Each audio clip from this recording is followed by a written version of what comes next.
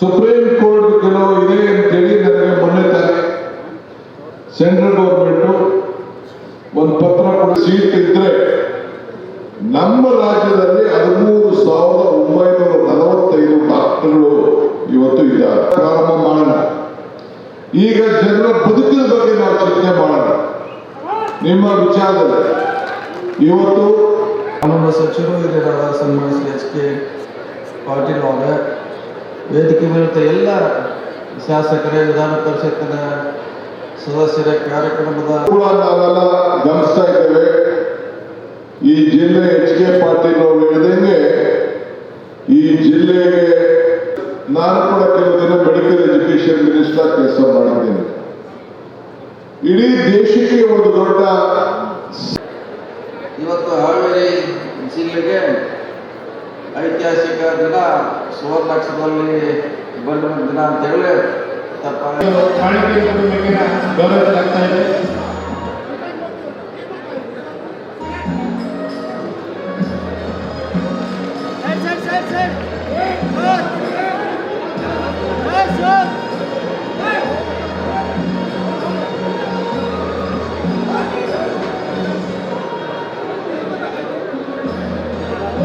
ಈ ಕಾರ್ಯಕ್ರಮದಲ್ಲಿ ಉಪಸ್ಥಿತರಿರುವ ನೇರನುಡಿಯ ಸಿಬ್ಬಂದಿ ವರ್ಗದವರು ಮತ್ತು ವಿದ್ಯಾರ್ಥಿನಿಯರನ್ನ ನಾನು ಸ್ವಾಗತವನ್ನು ಕೋರ್ತೇನೆ.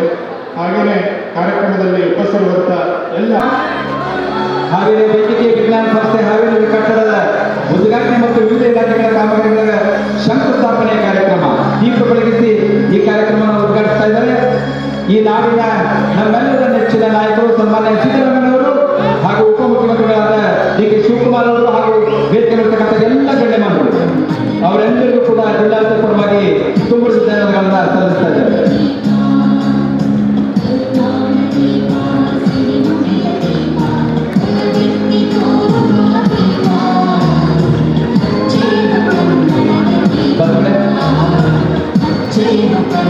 ಎಲ್ಲ ಇದ್ದಾವೆ ಫಲಕಗಳು, ಅನೇಕ ಇಲಾಖೆಗಳ ಅನೇಕ ಯೋಜನೆಗಳು. ನಾನು ಈಗಾಗಲೇ 2 ಸಲ ಓದಿದ್ದೇನೆ ಅವುಗಳ ಒಂದು ಉದ್ಘಾಟನೆ.